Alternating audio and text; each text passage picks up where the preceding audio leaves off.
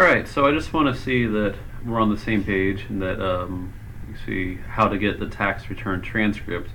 I'm at irs.gov, then I click on Get Your Tax Record. Then there are two ways to get it, online or by mail.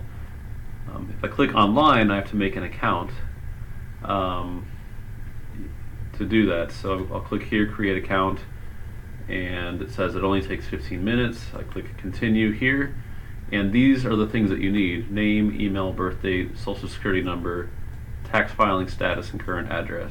You really don't need anything else.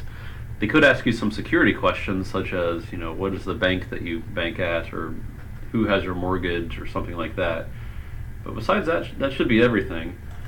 You can also go back, and if this doesn't work, by the way, for online, that's not unusual. It's good to be sure that everything you put in there about your name and your address are exactly the same as what's on your tax return.